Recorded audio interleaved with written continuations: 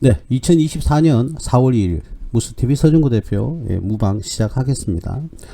자, 오늘은 4월이 이제 시작되는 첫 화요일입니다. 그죠? 화요일입니다.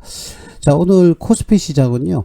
보시는 화면과 같이 5.3% 5.3포인트 0.19%가 상승을 하는 그런 모습을 보였고, 코스닥은 조금 하락했습니다. 20.86 2.29% 좀 많이 내렸습니다. 이렇게 뭐 쭉 이렇게 장대 음봉이 이렇게 발생을 했어요. 자, 코스피든 코스닥이든 지금은 사실적으로는 조금 과부하가 걸려 있는 그런 모습을 보이고 있습니다. 그래서 제가 보는 관점은 뭐 2,600원대 2,660원에서 2,700원 사이까지는 한번 조정을 받지 않을까. 코스피 조금 과부하가 걸렸어요. 그런 생각이 듭니다. 오늘은 뭐 삼성전자가 많이 오른 걸로 알고 있는데 나중에 한번 확인을 한번 해보겠습니다. 삼성전자의 강한 매수세 그리고 상승으로 인해서 이 코스피가 상승하지 않았나 그렇게 봐줍니다. 뭐 잇따라 관련돼 있는 반도체 관련주들도 조금 상승하는 그런 모습을 보였었습니다. 자, 그래서 뭐 모든 종목이 그렇게 상승한 건 아니겠지만, 자, 오늘은 뭐 역시나 수급을 보면요, 코스피는 외국인이 매수를 하는 그런 모습을 보였습니다. 개인과 기관은 매도를 했고요. 그 다음 코스닥 같은 경우에는 어떻습니까? 코스닥도 보면 외국인이 어떻게 해요? 매도를 했고요. 개인이 매수를 했습니다. 그죠? 외국인과 기관은 이렇게 매도를 했고 개인은 매수를 했어요. 그래서 코스닥은 이렇게 100% 무조건은 아니지만 그런 모습을 보여주고 있습니다. 자, 근데 외국인들이 뭐 선물 관련해서는 그죠? 콜옵션과 선물에 이렇게 매수세가 이루어지는 그런 모습을 보여주고 있습니다. 뭐 우리가 비단 오늘의 뭐 외국인과 기관의 어떤 인터벌을 보는 것도 중요하지만 선물도 굉장히 중요하죠. 예. 한번 선물까지 한번 이야기를 한번 해봤고요. 확인을 한번 해봤습니다. 자, 그렇게 해서 업종별로 한번 등락률을 한번 확인을 해보도록 하죠. 자, 어느 업종들이 오늘은 많이 올랐냐?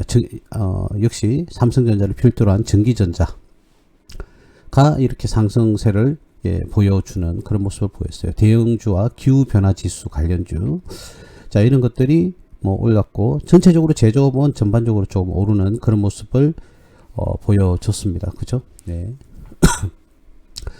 자, 그래서 뭐 이 정도만 뭐 보시면 될 것 같고요. 뭐 여러 가지 이렇게 키의 기능이 있습니다. 그죠? 코스닥은 전반적으로 이렇게 모든 업종들이 다 음봉, 그죠? 화학 쪽은 뭐 양봉을 떴지만 주가는 하락하는 그런 모습. 대체적으로 전부 다 하락하는 그런 모습을 보여줍니다. 예, 코스피는 일부 상승과 하락, 그리고 코스닥은 대체적으로 전부 다 음봉을 기록하는 그런 모습을 보여줬습니다. 자, 그래서 오늘 코스닥은 조정을 나름 좀 2%대의 조정을 받았어요. 좀 많이 받았죠.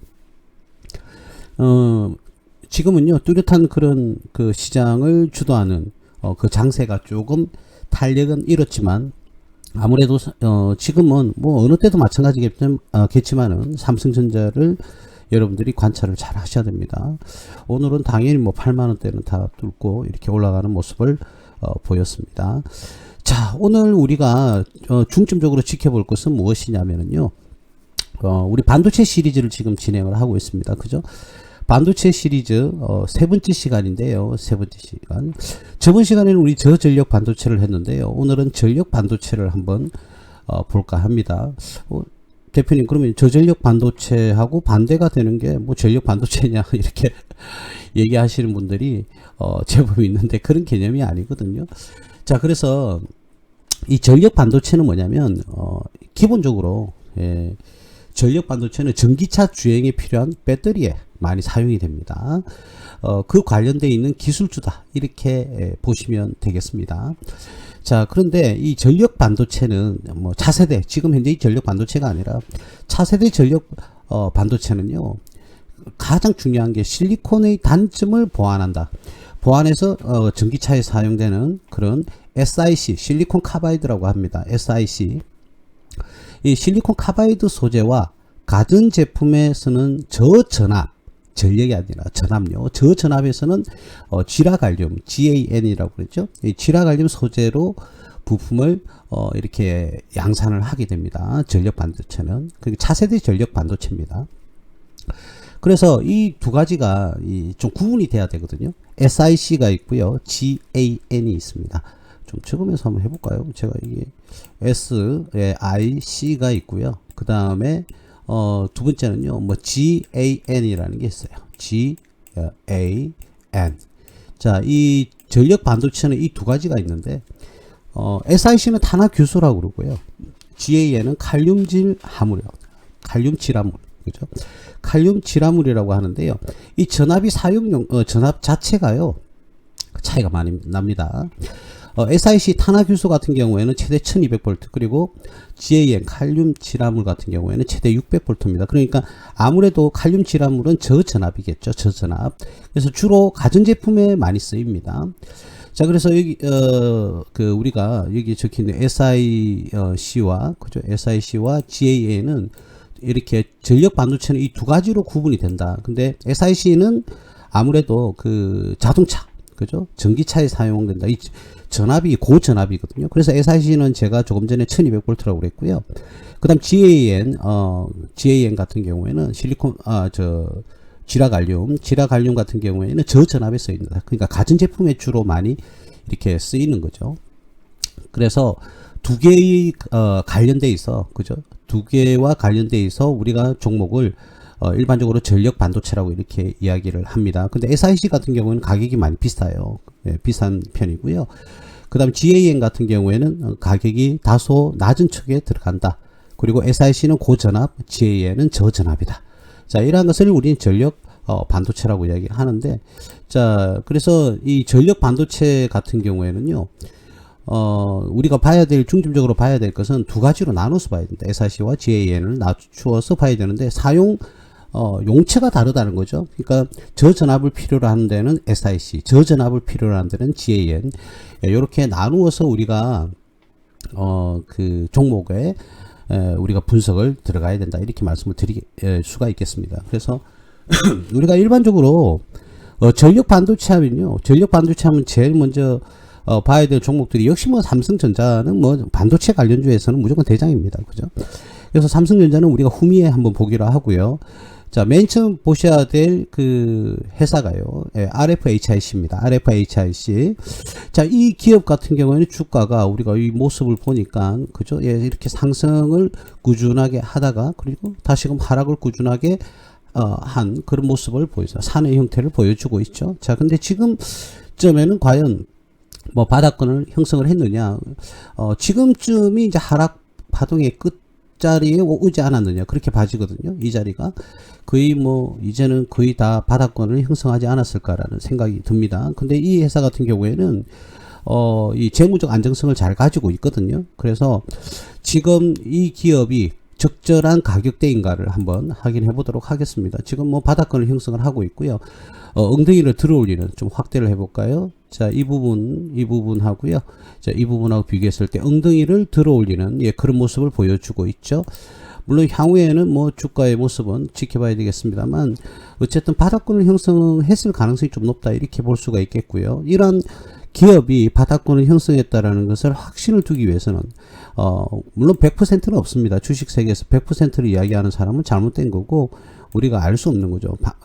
조금의 확률이라도 우리가 안 좋게 나올 가능성은 있다. 자, 근데 이 기업은, 자, RFHIC 같은 경우에는요, 매출액이 1000억에서 1080억, 1114억, 그리고 올해는 1400억대를 지금 예상을 하고 있습니다. 그리고 영업이익은 손실은 기록하지 않았지만 이익이 큰 규모는 아니었는데 올해는 200억대의 영업이익을 기대를 하고 있어요. 자, 당기순이익은 59억, 49억, 177억, 그리고 올해는 193억을 목표로 하고 있다. 자, 이런 모습을 보여주고 있죠. 한 번 더 말씀드리지만, 물론 이 2024년 기대치에 대한 것은 100% 확신이 있는 것이 아니라 그 기업 자체에서 이 라인은 예상치일 뿐입니다. 예상치. 자, 그런데 이 분기적 특성을 좀 잘 극복을 하느냐 안 하느냐 여부가 중요한데요. 극복을 좀 잘 하는 것 같아요. 그래서 제가 왜 이 종목을 맨 처음 가지고 왔냐면요. 이 기업은 영업이익과 당기순이익의 이 부분보다 영업이익이 껑충 뛰어오르는 원가 절감 그리고 매출이 상승할 수 있는 그런 예측치를 보여주고 있습니다. 100% 신뢰는 할 수 없지만 상장기업에서는 아무런 근거 없이 이렇게 예상치를 우리가 공시를 하게 되면요. 주가 조작의 원인이 되기 때문에요. 신중해야 됩니다. 그렇기 때문에 100% 맞을 수는 없지만 거의 뭐 근사치까지는 가지 않을까 그런 생각을 한다면 가정을 한다면 이 기업은 뭐 상승세가 이제 두드러지게 일어날 가능성이 높다 이렇게 볼 수 있죠. 그리고 그 이전까지도요. 그 기업의 재무적인 문제가 발생했던 사항은 뭐 거의 없습니다. 근데 물론 뭐 우리가 요즘 그렇지 않습니까? 특히 의료 바이오 기업 같은 경우에는 대표이사가 꾸준하게 26억, 30매덕, 50매덕, 60매덕, 뭐 100억대까지 연봉을 받는데 기업은 뭐 십몇 년 동안 손실이 나고 있는데 본인의 연봉은 끊임없이 챙겨가는 그런 대표가 어제 일자 신문에 이렇게 보도가 되는 걸 봤는데요. 제가 바이오 기업을 나쁘다고 하는 게 아닙니다. 근데 제 개인적인 견해는요. 바이오 기업에 대한 믿음이 그죠? 분식의 가능성이 굉장히 많이 발생해왔고 그런 가능성이 높기 때문에 저는 바이오 기업에는 투자를 하지 않습니다. 그리고 많은 회원분들께 바이오 기업을 추천하지는 않는다. 전혀 그러진 않는다라고 이렇게 말씀을 드릴 수가 있겠고요. 지금 이 회사의 업종퍼는 79.59인데요. 지금 현재 가격퍼가 25.13입니다. 업종퍼 대비해서 조금 많이 3분의 1 가격 정도 된다. 이렇게 말씀을 드릴 수가 있겠고요. 배당은 뭐 보시는 바와 같이 이익이 크진 않았기 때문에 1%가 되지 않는 그런 배당을 보여줍니다. 자, 그러나 이 기업의 올해는 만약에 이런 예측치가 맞지는 않겠지만 100%. 이 정도의 실적을 달성한다 그러면 충분히 투자 메리트가 있다 이렇게 말씀을 드릴 수가 있겠어요. 그리고 지금 현재 가격이 기술적 분석에서도 엉덩이를 들어 올리는 이런 모습을 보여줍니다. 그죠? 엉덩이를 들어 올리는 모습을 보여줌으로써 바닥권을 잘 형성을 하고 있다. 이렇게 이렇게 말씀을 드릴 수가 있겠는데요. 예, 지지선 같은 경우에는요. 이 라인대가 지지선이 되겠죠. 이 라인대가 지지선이 되고 두 번째 지지선은 요 라인대가 되겠죠. 자, 이 13,800원만 붕괴가 되지 않는다면 계속적으로 바닥권에서 이평선을 모아가는 그런 모습을 보여준다. 그러면 한 번의 이제 실적에 따라서 상승을 할 수 있는 충분히 가능성이 있는 그런 종목이다. 이렇게 말씀을 드릴 수가 있겠어요. 그래서 제가 많은 종목을 간단하게 분석을 해서 이렇게 유튜브에 올려드릴 수는 있는데요. 어쨌든 오늘은 반도체 관련주 3 반도체 시리즈가 많아요. 그래서 대략 한 7, 8편까지 진행이 되지 않을까 그런 생각이 드는데 오늘은 전력 반도체를 지금 진행을 하고 있습니다. 첫 번째 RFHIC는 실적이 그렇게 양호하게 발생하지는 않지만 안정성은 가지고 있다. 이 정도로 말씀을 드리겠고요. 이 기업이 이제는 바닥권을 형성을 해 나가고 있다. 이렇게 보시면 될 것 같다라는 모습을 말씀을 드리겠습니다. 그래서 혹시 이 해당 기업의 주주님들은 이러한 부분을 참고를 해서 투자에 합리적인 의사결정을 할 수 있도록 제가 말씀을 좀 드려봤습니다. 두 번째 기업을 한번 넘어가 볼까요? 에이프로라는 회사인데요. 이 에이프로라는 회사도 상장한 지 얼마 되지는 않았습니다. 대표님 무슨 4년, 뭐 1, 2, 3, 4, 4년이 다 돼 가는데, 그죠? 일반적으로 우리가 투자를 할 때는 대략 한 최소한 5년 정도, 그죠? 3년 이상은 돼야 됩니다. 그래서 이제 3년 이상은 됐거든요. 이 회사가 상장한 지. 자, 그런데 이 기업이 상장한 이후에 뭐 많이 크게 상승하는 모습은 전혀 보여주질 않았고요. 그죠? 알았습니다. 그러나 부분적으로 이렇게 파동을 그리면서 주가가 들쑥날쑥 뭐 이런 식으로 계속 들쑥날쑥 그랬습니다. 그죠? 자, 그런데 여기서 우리가 확인할 수 있는 점은 뭐냐면 일단 그 앞전에 그죠? 항상 이 쌍바닥을 만들어가는 그런 모습을 보여줍니다. 그렇죠? 여기 그죠? 쌍바닥을 보여주고 다시 하락 위에 쌍바닥 이렇게 모습을 보여주고 있는데 이 가격대가 뭐 쌍바닥이 나왔다고 해서 지금 뭐 하방 경직 그러니까 떨어지는 폭은 작고 올라가는 폭이 큰 하방 경직이 왔다라고 이렇게 말씀드릴 수는 없는데 전체적으로 봤을 때는 이 종목은요 지금 현재 박스권에 갇혀 있다 이렇게 보셔야 됩니다. 예, 박스권에 갇혀 있다. 일반적으로 왜 이게 박스권이냐 하실지는 모르겠지만요. 이 기업은 전체적인 그 기업에서 우리 가격대 형성을 한 걸 보면요. 이 라인은 전부 다 박스권입니다. 그래서 만약에 이 기업이 주가가 만약에 껑충 뛰어 올라가지고 이 박스권이 추월해가 올라가잖아요. 그러면 이거는 박스권이 쉽게 여러분들이 확인을 하실 수가 있을 거예요. 그래서 이 기업은 현재 박스권의 저점에 와 있다. 요 정도로 생각을 하시면 될 것 같습니다. 대표님, 그럼 여기도 있는데 왜 박스권을 위에다 그립니까? 예, 그거는 뭐 저희들 전문가 영역이니까 제가 특별히 말씀을 드릴 건 없고요. 어쨌든 지금은 박스권을 형성을 하고 있다. 고점 요거는 그럼 뭡니까? 예, 그런 기법들이 여러 가지 기법들이 제가 구현하고 있는 기법들이 여러 가지가 있는데 이 정도로 참고 말씀을 제가 드릴게요. 이 종목은 박스권에 있다. 그리고 지금 현재는 박스권 저점에서 지금 머물러 있다. 이 정도로 말씀을 드리면 참고가 되지 않을까 그런 생각이 듭니다. 그러니까 박스권은 뭐라고요? 크게 뭐 상승하라. 뭐 이 폭이 금방 네모를 그렸던 폭이 제법 컸는데요. 어떻게 해서 이게 박스권이죠? 예, 상승해 보면 여러분들이 박스권이 맞구나 이렇게 예측을 하실 수가 있겠습니다. 자, 무턱대고 박스권이라고 해서 모든 종목은 좋은 건 아닙니다. 과연 이 기업은 어떠한 실적을 가지고 있느냐? 자, 이 기업은 2021년, 2022년에는 실적이 매출이요 좋지 않았어요. 근데 이번에는 껑충이 이렇게 뛰어 올랐어요. 매출이 이렇게 뛰어 오르면서 영업 손실을 기록하다가 2023년도에는 이렇게 이익을 기록하게 되죠. 당기순 손실을 기록하다가 당기순 이익이 껑충 뛰어 올랐어요. 그래서 지금 이 기업이 이 다른 특별한 상황 없이 이렇게 만약에 상승을 했다 그러면 굉장히 기업이 안정성으로 이제 바뀌는 거죠. 그럼 분기를 한번 보면요. 분기를 보면 작년 1, 4분기부터 해서 쭉 영업이익이 가속도로 붙어서요 상승을 하고 있습니다. 그쵸? 자, 물론 뭐 이건 뭐 연결 재무 제표입니다만은 올해 예상치는 뭐 아직까지 나오지는 않았는데 지금 현재 퍼가 16.13으로 이전에는 손실이 발생했기 때문에 퍼가 나올 수가 없죠. 자, 근데 2023년도에는 이익이 구현이 되었기 때문에 지금 퍼가 16.13으로 지금 표시가 되고 있습니다. 근데 업종 퍼는 79.59 대비 14.59다. 그러니까 아직은 저평가되어 있죠. 그죠? 퍼는 다소 2.48 높은 수준인데 앞기업과는 달리 배당금을 1.59%를 지금 구현을 하고 있다. 뭐 그래 썩 높은 배당률은 아니지만 주가 대비했을 때는 뭐 괜찮은 수준이다. 그런 정도로 말씀을 드릴 수가 있겠습니다. 자, 이 기업은 여러분들 말도 많고 탈도 많는 리튬 이온.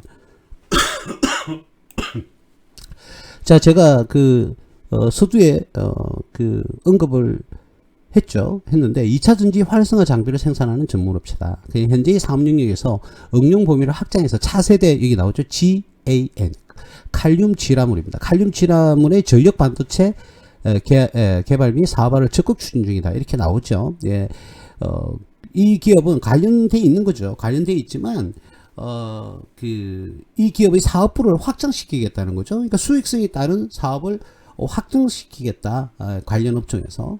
예, 이 같은 경우에는 충분히 그 기업의 사업 확장이 검토가 잘 되었다. 이렇게 볼 수가 있습니다. 예를 들자면 뭐냐면은 여러분들 우리 제조업을 하는데 예를 들어서 뭐 음식을 제조한다고 가정을 한번 해볼게요. 음식을 제조하는 기업에서 생뚱맞게 예를 들었어요. 자전거도 제조하겠다. 요거는 사업의 확장은요 실패할 가능성이 굉장히 높습니다. 음식을 제조하는 기업이 갑자기 자전거를 만드는 회사로 또 제조 공장을 만들겠대요. 옆에 관련성이 전혀 없죠. 그렇다면 만약에 음식을 제조하는 기업이 어떤 식으로 사업을 확장하는 게 바람직하냐, 바로 그런 거죠. 음식을 제조하면 예를 들어서 유통을 시켜야 된다. 그러면 운수업을 추가적으로 만드는 겁니다. 운수업을. 그러면 어떻게 되죠? 관련돼 있는 음식물은 이제는 아웃소싱을 줄 필요가 없어지거나 또는요 차량을 구입할 필요가 없어지죠. 새로운 운수업을 만들었으니까 그 운수업이 이 일을 대행을 하면 되는 거죠. 운반에 대해서는 이런 식으로 사업을 확정하는 거죠. 그러니까 제조업을 음식 제조업을 들고 있다. 그러면 추가적인 우리가 사업을 또 확장을 할 때는 운수업을 하게 되는 거예요. 운수업을. 그런 식으로 관련성 있게 확장을 해 나가야 되는 것이죠. 예, 그런 겁니다. 물론 뭐 이럴 수도 있어요. 우리가 어떤 음식물을 제조하기 위해서는 많은 양념들이 필요합니다. 그죠? 그러면 양념을 또 제조하는 기업을 추가로 사업부를 확장한다. 그러면 그 양념을 이제는 아웃소싱 또는 구매를 하지 않고요. 뭘 한다고요? 자체적으로 생산해서 그 기업이 이 기업에 납품을 하는 겁니다. 이런 식으로 사업을 확장해 나가야 되는 거죠. 그게 바로 안정성을 겸비하고요. 원가 절감에 굉장한 효과를 가져오게 됩니다. 물론 그렇게 만들어진 운수업과 뭐 조미료 관련 기업들이 이 회사에만 납품하는 건 아니죠. 다른 회사에 그리고 사업부를 또 늘려나가면서 다른 곳에도 매출을 일으키는 거죠. 그러나 고정거래처가 생긴다는 점은 굉장히 안정성 있는 사업의 확장이다. 이렇게 보시는 겁니다. 생뚱맞게 사업을 확장한다. 나는 이 사업도 할 거야. 이 사업도 할 거야. 해다가 뭐 음식 제조업을 하다가 조금 전에 말씀드렸듯이 자전거 제조업 만들어서 팔겠다. 이걸 생뚱맞게 한다든지 또는 호텔업을 하겠다든지 이런 식으로 연관이 없는 사업의 확장은 무리수가 따르고요. 여태 캐시카우로서 수행을 잘했던 이 기업의 이익이 순식간에 사라질 수 있는, 그죠? 그 기업의 자금을 뭐 집행을 한다든지 그렇게 해서 전반적으로 사업이 힘들어질 수도 있는 거죠. 그래서 절대적으로 캐시카우는 그 기업에서 지켜줘야 됩니다. 캐시카우가 없어지면 기업 전반적으로 전부 다 파산에 직면할 수가 있거든요. 우리도 직장 생활할 때 그렇지 않습니까? 직장을 그만두게 되면 우리 직장 생활을 계속 꾸준히 하면서 다른 것을 하려고 노력을 해야 되는데, 직장을 그만두고 새로운 사업을 한다? 굉장히 위험한 발상이죠. 왜 그러냐면 그러면 캐시카우를 잃어버리는 거예요. 매달 고정적으로 얻게 되는 소득을 버리면서 새로운 사업에 도전한다. 그런데 그 새로운 사업에 실패하게 되면 기존에 있는 캐시카우도 잃어버리게 되는 거죠. 그럼 어떻게 됩니까? 가정 경제가 굉장히 힘들어지고 또는 대출을 통해서 고이자의 부담이 늘어나게 되는 겁니다. 그러면 어떻게 되죠? 가게의 경제는 차츰 하락을 해서 파산에 직면할 수도 있다. 그러니까 가정사든 또는 기업을 운영하는 경영자든 어떠한 경우에도 캐시카우는 유지를 잘 해야 된다는 게 핵심이 되겠습니다. 말 나온 김에 제가 한번 캐시카우에 대해서 말씀을 좀 드릴게요. 자, 이 회사는 관련 있는 기업을 어떻게 해요? 더욱더 확장하는, 새로운 사업군을 관련 있는 기업에서 했기 때문에 이 기업의 사업 확장은 굉장히 안정성이 있는 사업이다. 이렇게 볼 수가 있는 겁니다. 자, 어쨌든 매출이 이렇게 꽁충 뛰어 올랐어요. 이런 기업은 우리가 지금 어떻게 보면 지금 잘 드러나지 않는 기업이거든요. A-Pro라는 이런 회사는. 그러니까 주가의 상승세도 아니고 지금 바닥권을 형성을 하고 있으면서 박스권 하단에 머물러 있다. 이 정도 제가 말씀을 조금 길게 드렸습니다. 예. 그래서 두 번째 종목은 A-Pro라는 기업을 이야기를 좀 해봤는데요. 매출이 급격하게 올라가고 있다. 자, 그러면 매출이 더 올라가 버리면요, 고정비 부담은 그대로이기 때문에요, 영업이익은 더 크게 날 수 있거든요. 그래서 이 기업은 올해 2024년도 실적이 굉장히 좀 기대가 됩니다. 물론 뭐 갑자기 뭐 손실을 기록하고 또 사업부가 뭐 문제가 생기고 할 수는 있어요. 그거는 예측할 수가 없죠. 그건 신의 영역이고요. 자, 그런데 현재까지 어떤 그런 재무제표를 봤을 때는 이 기업의 그럴 성장을 매출이 엄청나게 이렇게 성장을 하고 있는 모습을 보면 앞으로 향후도 좀 기대가 되는 그런 모습을 보이고 있다. 이 정도를 제가 말씀을 드리면 될 것 같습니다. 세 번째는 좀 유명한 종목이죠. DB하이텍입니다. DB하이텍도 전력 반도체 관련 기업인데, 자, 이 기업은 제가 뭐 너무너무 유명한 종목이라서 굉장히 테마성이 큰 그런 기업이죠. 그런 기업인데 제가 개인적으로 이 기업에 대한 신뢰성은 뭐 매출은 뭐 안 봐도 뻔한데요. 자, 한번 볼까요? 자, 1조 원, 자, 1조 2천억, 1조 6천억, 그리고 1조 1천억, 그리고 올해 예상되는 매출은 1조 원 조금 넘는 그런 모습을 지금 예상을 하고 있어요. 그죠? 근데 영업이익도 같이 보면 작년 대비 영업이익이 급격하게 줄어들고 있습니다. 2021년 기준 3,990억, 그리고 2022년 7,619억, 2023년은 2,654억, 급격하게 줄어버렸죠. 근데 2024년 올해 예상치는 1,400억대로 작년에 대략 한 2분의 1 정도밖에 안 되는 그런 영업이익을 예상을 하고 있습니다. 당기순이익도 마찬가지죠.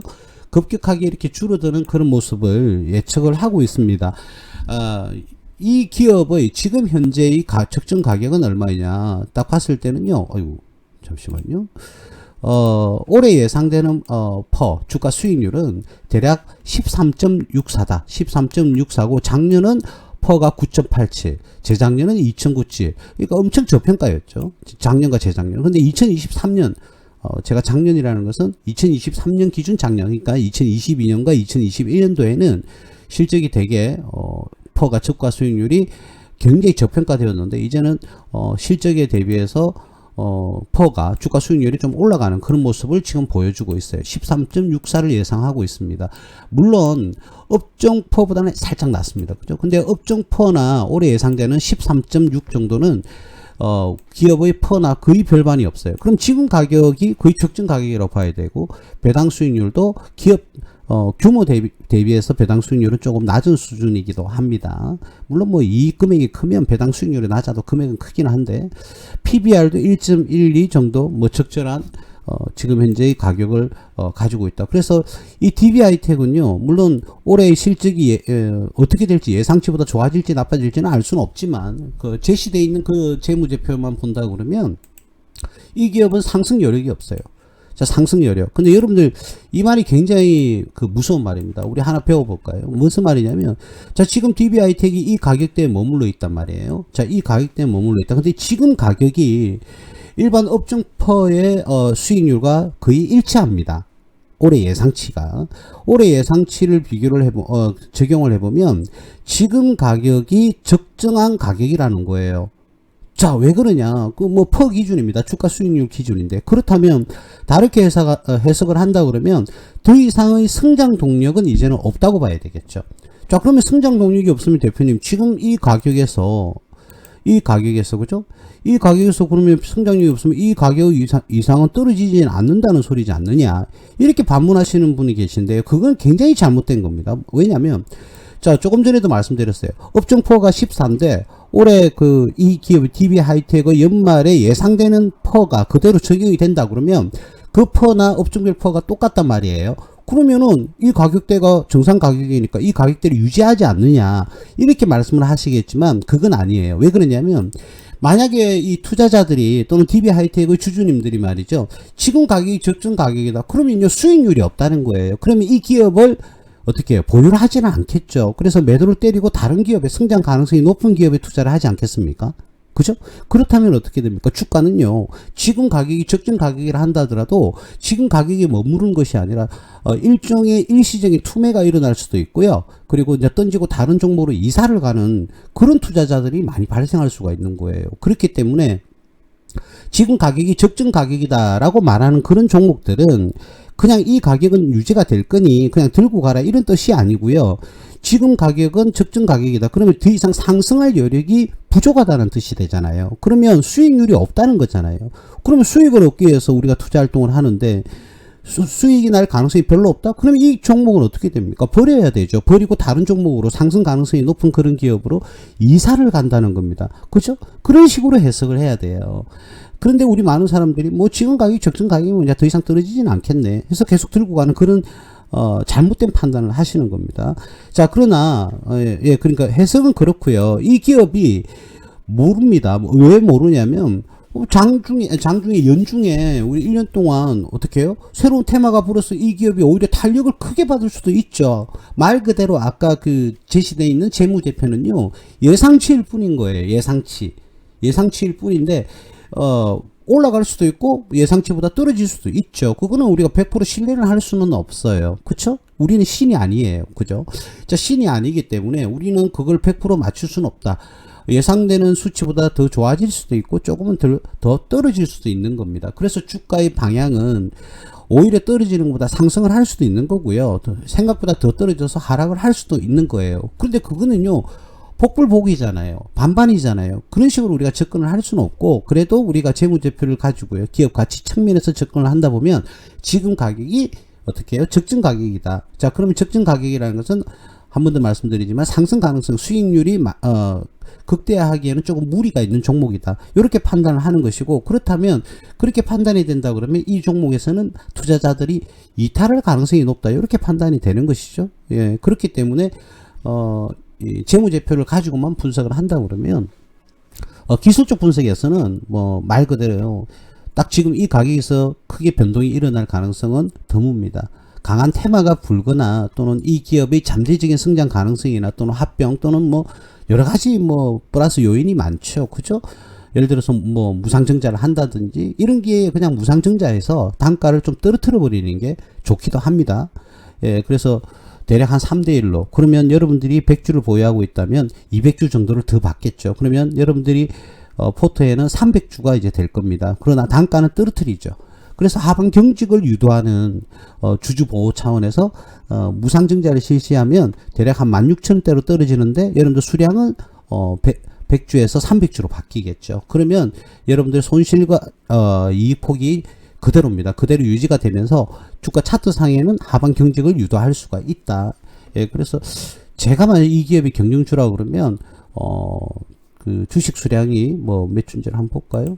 차라리 액면 분할을 한다든지 무상증자를 실시해서 충분히 뭐 4,400만 주니까요. 뭐 1억 2천, 1억 3천만 주 된다고 가정을 하고 한 주식 수량을 3배로 늘려버리는 그런 경영을 저 같으면 선택을 하겠는데 어떻게 될지 한번 지켜보도록 하죠. 어쨌든 재무제표상의 가격은 지금이 적정 가격입니다. 그래서 더 이상 좀 상승하기에는 무리가 있지 않느냐. 자, 그러면 이 종목을 가지고 계신 우리 주주분들은 그런 부분을 조금 참고를 하시고요. 아니면 계속 가지고 가실 분들은 좋은 적절한 중간중간의 테마가 불어서 그죠? 이러한 그죠? 단기 급등하는 이런 모양새를 여러분들이 한번 노려보는 것이 어떨까? 예, 그런 생각이 듭니다. 저는 개인적으로 매도를 할 것 같습니다만 이 종목의 미련을 가지고 계신 분들도 있을 수 있잖아요. 그죠? 자, 이런 단기 급등이 나오면요. 계속 가져가지 마시고요. 적절한 수익이 오면 수익을 실현하는 것을 여러분들에게 추천을 드리겠습니다. 대략 6만원대에서 7만원 사이대가 오면 한번 매도를 하시는 게 좋지 않을까? 예, 그 정도 제가 말씀을 드리겠습니다. 제가 주제넘게 뭐 얼마 이런 식으로 말씀을 드리기는 곤란하고요. 저도 한 번 더 말씀드리지만 뭐 전문가 생활을 하고 있지만 저희들도 신이 아니기 때문에 그걸 인정을 해야 됩니다. 저희들도 뭐 완전 신인 것처럼 뭐 이 종목은 100만원 간다 200만원 간다 예, 그런 식으로 말씀을 지금 드리기에는 곤란할 겁니다. 그죠? 그건 좀 잘못됐다고 생각하고요. 가지고 계신 분 단기 급등을 노리시고요. 적절한 수익이 오면 매도를 하시는 게 좋겠고 매수를 하시고자 하시는 분들은 조금 이 종목은 조금 이 종목보다는 앞에 두 종목이 훨씬 더 낫지 않을까 그런 생각이 듭니다. 물론 뭐 이 종목도 많이 상승을 했으면 예, 좋겠습니다. 자, TCK라는 종목을 한번 보겠습니다. TCK 자 상승 잘 하다가 이제는 이렇게 하락을 하는 모습을 보여줬는데요. 이제 음봉이 떴어요. 오늘 드디어.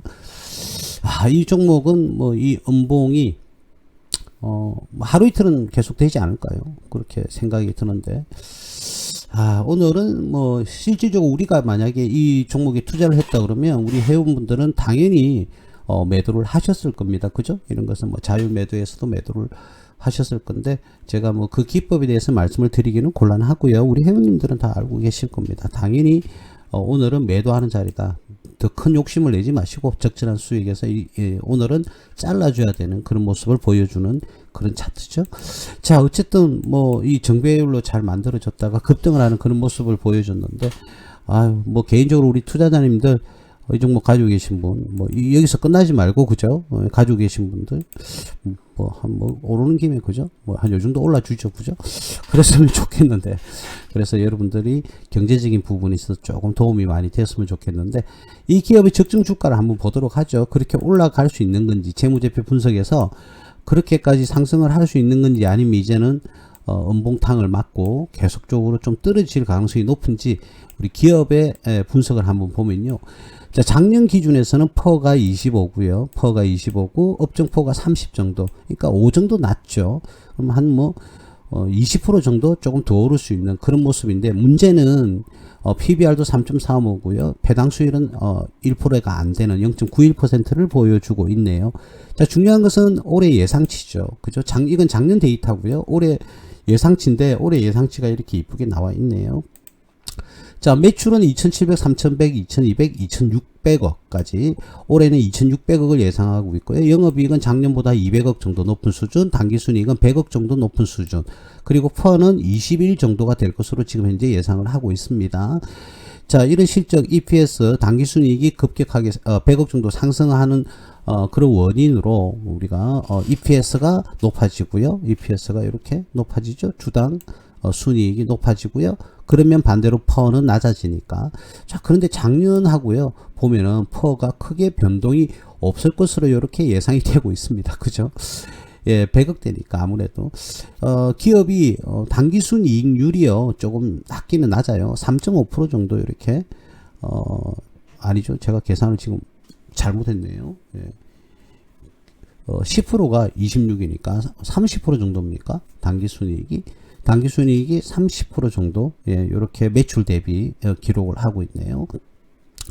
자, 그런데 일단 뭐 ROE도 높은 수준에서 들어갔는데 올해는 작년보다는 살짝 뭐 좋아지거나 비슷하거나 뭐 이런 것을 예측치를 내놓고 있는데요. 주가에 지금 현재 오른다 하더라도 상승 여력은 좀 있긴 합니다. 아직 20% 정도 예, 상승. 그러니까 한 15만 원에서 16만 원까지는 뭐 이 재무제표 분석에 의한다면 상승을 해야 되는 게 정답입니다만은 과연 지금 이게 이제 차트상으로 지금 어떻습니까? 이 강한 음봉을 지금 맞았는데 이게 지속이 좀 될 가능성이 있다. 그래서 15만원, 16만원대까지 상승을 한다 하더라도 15만원대면 대략 어느 포지션이냐면 보여드리면 이것도 지우지도 않았. 자, 대략 한 요 포지션 안에 요 포지션 안에 들어오면 매도를 한번 고려하는 게 낫지 않을까 그런 생각이 듭니다. 물론 뭐 강한 테마가 플러스 그죠. 더 아까 같이 이렇게 뭐 쭉 이렇게 상승을 하면 더 좋겠긴 하겠는데 기업 가치 분석상에서는 15만원 16만원대가 그 사이대가 적정 가격이다 이렇게 말씀을 드릴 수가 있겠습니다. 물론 뭐 주식 투자라는 것은 언제라도 거품이 생길 수가 있기 때문에 그 거품에 의해서 주가는 추가로 상승할 수도 있겠죠. 그죠? 자, 그래서 오늘 잘 올라갔는데 오늘 양봉이 아니라 이런 음봉이 좀 강하게 내리꼽았어요. 그래서 이 음봉의 힘이 조금 세게 보이거든요. 이 음봉의 힘이. 그래서 센 모습을 보여주기 때문에 조금은 상승 여력은 조금 힘이 동력이 떨어졌다 이렇게 봐집니다. 어쨌든 우리 TCK를 보유하고 계신 주주님들 수익 잘 내서요. 만족할 만한 수준의 경제적인 효과를 봤으면 좋겠는데요. 오늘의 음봉이 조금 아쉽다. 예, 이렇게 말씀을 좀 드릴 수가 있겠습니다. 자, 우리 회원님들 나왔으니까 한번 볼까요? 자, 이렇게 이런 모습을 보여주고 있습니다.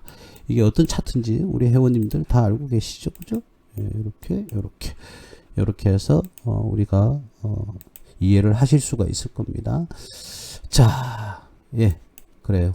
어쨌든 지금 차트상으로는 오늘 음봉이 조금 모양이 좋지가 않다. 그러나 기업은 조금 더 상승할 여력은 있다. 근데 올해 예상치를 그대로 반영을 한다면 그렇게 해석을 할 수가 있겠네요. 자, 그리고요. 자, 그 다음에는 너무 많은 종목을 하면 여러분들 머리 아플까봐 제가 간단하게 이제 종목 수를 조금 낮추려고 이렇게 노력을 합니다. 근데 이 LX 세미콘은 제가 저번 주에 말씀을 드렸던 종목이에요. 그죠? 우리 반도체 관련주 2를 보시면 그게 나올 건데요. 제가 그걸 잘못 만들어 가지고 3로 올렸어요. 오늘이 3인데 2를 갖다 3로 올렸는데요. 저번 주 화요일 날 제가 방송했던 그 반도체 2 종목에서 두 번째에서 저전력 반도체에도 들어가거든요. 이게 LX 세미콘 저전력 반도체였나요? 무슨 종목이었나 잘 모르겠는데 앞전에 우리가 유튜브에 찍었던 걸 참고를 하시면 되겠습니다. LX 세미콘은 그때 제가 차라리 이런 기업에 투자하는 게 낫지 않을까 이렇게 말씀을 드렸던 종목 중에 하나입니다. 그때 뭐 안 좋은 기업들이 너무 많아 가지고요. 이 기업은 대체적으로 뭐 안정을 가지고 있다. 자, 그런데요. 이 기업이 올해 예상치가 1조 9천억에서 2조 원인데 영업이익이 1200억에서 990억 700억 정도 올라갈 거라고 그랬고요. 당기순이익은 600억 정도 올라가서 퍼가 7.96 대략 8로 껑충 이렇게 수익률이 좋아지겠다. 저평가니까 좋아지는 거죠. 이렇게 될 거로 기대를 지금 하고 있거든요. 자, 이런 실적이 동반된다면 지금 업종포가 14니까 그죠? 지금 가격보다는 2배 정도 올라야 정상이다. 그래서 제가 LX 세미콘 같은 경우에는 제가 유튜브에서 이야기를 하지 않았나요? 어디서 이야기를 했는지 모르겠네요. 제가 방송할 때 했나요? 제가 바닥권을 잘 잡아서 말씀을 드렸는데 방송에서도 했을 것 같은데요. 저번 주 같으면 요 정도겠다, 그죠? 자, 그래서 뭐 역시나 추천했던 종목들이 우리 회원님들 두 분이 사셨다고 하더라고요. 하셨다고 하는데 가격대는 잘 모르겠습니다. 그러면 저번 주에 샀으니까 뭐 대략 8만 원이겠네요, 그죠? 그쵸? 예, 그렇습니다. 그래 뭐 그래 봐야 뭐 아직 큰 수익은 아니지만 오늘 양봉이 좀 세게 만들어졌습니다. 그죠?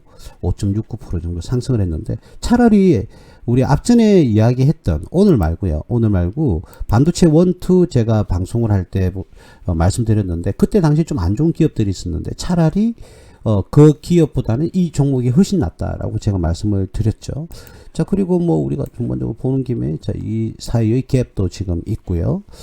그래서 나쁘진 않다. 이렇게 아래에서 발생한 요 이하에서 발생하는 여기에서는 갭이 없습니다. 그래서 그런 부분도 참고를 하시면 나중에 매도 자리 잡을 때 좀 많이 유용하지 않을까 그렇게 생각이 듭니다. 그 종목보다는 이게 훨씬 좋다 제가 말씀을 드렸습니다. 혹시 궁금하신 분은 반도체 1, 2 제가 그 방송을 했던 자료를 보시면 LX 세미콘이 있을 겁니다. 거기서 참고를 하시면 되겠고요. 이 기업은 뭐 지금 현재까지 그리고 올해 예상치를 적용시키면 뭐 걱정할 게 없는 그런 종목이다. 예, 이렇게 말씀을 제가 드릴 수가 있겠습니다. 자, 예, 간단하게 너무 뭐 깊이 하면 여러분들이 피곤해지고 지루하잖아요. 그죠? 그래서 간단하게 보겠습니다. 왜 이게 안 넘어가냐? 자, 매커스라는 종목이네요. 매커스. 자, 매커스라는 종목은 우리가 이 테마성이 굉장히 강하고요. 상승을 많이 지금 하기는 했는데, 물론 저점 대비죠. 이때가 2020년 3월 아닌가요? 그렇죠. 코로나 때죠. 코로나 때 이후에 끊임없이 현재까지도 상승을 하고 있는데, 이 기업의 적정 주가를 한번 보겠습니다. 자, 매커스라는 종목인데, 볼까요? 예, 기업이 꾸준하게, 그죠? 이익을, 매출도 꾸준하게 1,400, 1,900, 1,700억. 자, 올해 예상치는 나오지 않았습니다만은, 작년에는 2022년보다는 조금 실적이 떨어지긴 했습니다만은, 거의 비슷한 수준이죠. 자, 그리고 퍼 기준도 5.77에서 9.98, 그리고, 당기순이익이 20억 정도 떨어지는 그런 경우에서, 퍼는 상대적으로 좀 많이 올랐다고 그죠? EPS 가격을 한번 볼까요? EPS가 1369원에서 1250원. 예, EPS가 다소 좀 떨어지는 그런 모습을 보여주고 있네요. 이 기업은 유상증자도 하지도 않았는데 어쨌든 이 기준선에서 2022년도와 2023년도를 비교를 하게 되면요. 이 기업의 주가 뭐 실적이 거의 비슷하기 때문에 그죠? 근데 퍼는 오히려 상당히 올랐어요. 그러나 그 오른 퍼도 업종 퍼에 비해서는 우리가 9.98 10이 안 됐으니까 아직까지도 지금 이 기업은 높은 수준의 주가는 아니다. 그래서 실질적으로 18,000원 갔을 때 요때 딱 가격이 적정 주가였겠네요. 적정 주가. 그래서 뭐 적정 주가에서 매도세가 조금 들어와서 지금은 하락하는 그런 모습을 보여주는 것 같아요. 적정 주가는 18,000원 선 정도가 되겠네요. 퍼 기준에서는. PBR 기준에서도 우리가 1.2, 2.3 또는 3.2 이 기준으로 했을 때도 PBR 기준에서도 18,000원대가 맞는 것 같아요. 그래서 이 종목에 지금 다시 한 번 더 도전한다는 것은 굳이 그럴 이유가 있을까요? 왜냐하면 차라리 이런 종목보다 지금 바닥권을 잘 형성하고 있는 조금 전에 또 LX 세미콘이 더 낫지 않을까요? 그렇습니다. 그 기업 실적도 뭐 그렇게 재작년보다 작년이 나아진 것도 아니고 올해는 물론 뭐 올해치를 예상하는 거는 무리가 있죠. 무리가 있어요. 어떻게 합니까? 이건 신의 영역인데 그죠? 자, 그런데 이 종목 자체가 매커스 종목 자체가 그죠? 예, 전력 반도체죠. 반도체와 관련되어 있는 그런 업종에 포함이 됐다라는 거. 그래서 테마성이 충분히 향상될 수도 있다는 거. 그리고 그 이전에 기술적 분석에서도 테마성이 이렇게 충분히 이 테마성을 가지고 있는 종목이거든요. 그죠? 이 단기 급등이죠. 이런 종목에 투자하는 방법은 기본 중장기 투자하고는 조금 다릅니다. 왜냐하면 장대 양봉이 나왔을 때 대응을 어떻게 하는지가 굉장히 중요합니다. 일반적으로 장대 양봉이 나오면 더 갈 거다 항상 그런 식으로 외치거든요. 그건 아니거든요. 그게 굉장히 잘못된 거예요. 그러면 만약에 이때 장대 양봉이 나왔다. 21.92%가 올랐는데 그러면 이때 음봉 다시 제자리로 거의 다 되돌아와서 밑으로 하락하는 그런 모습을 보이고 있어요. 그죠? 이 장대 양봉이 무조건 좋은 게 아니고요. 장대 양봉이 나왔을 때는요. 그날 이후에 어떻게 대응을 할 건지가 굉장히 중요합니다. 그래서 어느 정도의 기준치가 나온다 했을 때는 바로 여러분들이 매도를 하셔야 되는 자리거든요. 근데 그게 아니라 뭐 장대 양봉이 나서니 잠시 조정받고 또 올라갈 것이다. 왜 살짝 올라가니까 봐라 올라가지 않느냐 또 이런 생각을 하시는데 전체적으로 어떻게 됐어요? 내려 꼽아버렸다. 그죠? 이렇게 내려 꼽아버렸다. 자, 물론 뭐 나름대로 주가의 모양이 다 똑같은 건 아닙니다만 어쨌든 장대 양봉 이후에는요 여러분들이 매도를 할 건지 스탑을 걸 건지 적적 수익 실현을 할 것인지를 의사결정을 장대 양봉이 뜬 날에 의사결정을 하시고 그 다음 날에 반드시 대응을 하셔야 됩니다. 안 그러면 그동안 가지고 왔던 수익을 다 날릴 수가 있어요. 그래서 요거는 꼭 기억을 하시죠. 장대 양봉이 발생한 날 그 다음 날에는 일단 대응을 해야 되는 날이다. 그러니까 장대 양봉이 나오면서 장이 마감이 되면 이제 내일 어떻게 대응을 할 건지 미리 준비를 해야 되는 거예요. 그 평상시에 여러분들이 뭐 직장 생활을 하시는 분, 자영업을 하시는 분, 또 아침에 다른 뭐 일을 보셔야 되는 분들은 바빠서 못 하실지는 모르겠는데 최소한 그 다음 날에는 어떻게 할 건지 대응을 반드시 하셔야 됩니다. 예. 그래서 그날 얻었던 수익을 한꺼번에 다 날려버릴 수도 있어요. 그래서 대응을 잘 하셔야 된다. 우리 회원분들도 계시니까 여기서 한번 볼까요? 자, 이때 장대 양봉 뜨고 다행스럽게 그 다음 날에도 양봉이 떴습니다. 14.58. 자, 그런데 이날에는요, 14%까지 올라갔다가 마이너스 3%까지 떨어졌어요. 우리 회원님들은 당연히 요때, 당연히 제가 없다 하더라도, 매도를 요 라인에서 당연히 하실 겁니다. 그죠? 예, 그러니까 그 법칙을 반드시, 지키셔야 됩니다. 그리고, 우리 불특정 다수의 우리 이 방송을 보시는 분들에게 말씀을 드리면, 한 번 더 말씀을 드리면요. 양봉이, 장대 양봉이 나온 날에는 깊어서 환호성을 저지를 때가 아니라 그 다음날에 대응을 해야 되는 날이다. 매도를 할 건지 아니면, 적정, 수량의 뭐 50%, 60%를 먼저 수익 실현하고 나머지를 가지고 대응을 할 건지 그런 의사결정을 그 전날에 장대 양봉이 발생한 날에 의사결정을 하셔야 돼요. 그래서 그 다음날, 자기가 가지고 있는 예상대로, 생각대로 진행을 하셔야 됩니다. 아시겠죠? 근데 나는 이제 50% 팔려고 준비를 하고 있는데 그 다음날 주가가 또 올랐어요. 와, 그럼 더 들고 가야 되겠다 해서 이제 아예 안 팔란다 하고 그죠? HTS를 덮어버려요. 그런데 오후에 돼서 확 이렇게 흘러내리는 경우가 많거든요. 자, 그러니까 그날은 그 다음 날에는 여러분들이 조금 시간이 힘들더라도 시간을 내어서 대응을 어떻게 할 건지를 의사결정을 하셔서 그 다음날 적극적으로 대응을 하셔야 된다는 거. 그래서 그동안 발생했던 수익을 잃어버리지 않는 그런 대응을 하셔야 된다. 예, 이 말씀을 조금 드리겠습니다. 자, 오늘은 뭐 그 외에도 다른 종목이 많습니다. 전력 반도체도 많긴 한데 이 정도로 말씀드리면 될 것 같고요. 오늘은 저번 시간에는 비전력 반도체를 했고요. 저전력 반도체죠. 비전력이 아니고 제가 말을 잘못했네요. 오늘은 전력 반도체에 대해서 말씀을 드렸습니다. 정리하자면 전력 반도체는요. 한 번 더 말해 두 가지 정도로 구분이 되는데 SiC와 GaN 그죠?